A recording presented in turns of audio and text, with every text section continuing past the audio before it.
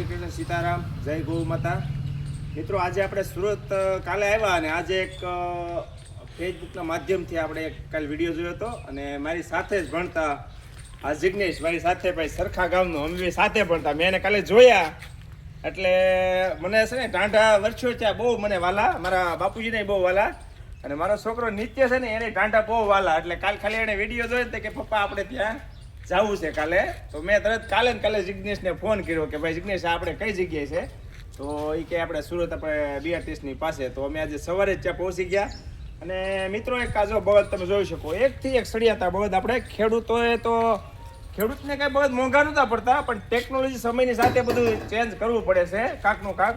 એટલે સનેડારે ટ્રેક્ટર આવતા હવે બળદ ખેડૂતે કાઢી નાખ્યા છે. હજી ઘણા ખેડૂતો રાખે છે અત્યારે પણ કહેવાનો મતલબ સમયની સાથે બધા ચાલે છે એટલે કાઢ્યા છે. બાકી ખેડૂતને કોઈ વસ્તુ મોંઘું પડતું નથી કારણ કે એને ગણતરી હોતી નથી. પણ કહેવાનો મતલબ એ બધું કાઢીને અત્યારે આપણે જો સુરતમાં અત્યારે બળદ આપણે નથી આ બધા તો જો ગોકુળ ચેરિટેબલ ટ્રસ્ટ સુરત બળદ આપણે તમારા શુભ પ્રસંગમાં લગ્ન પ્રસંગમાં છે ને મસ્ત મજાનું આપણે આયોજન થાય રીતના જ મસ્ત ગાડા બનાવેલા છે.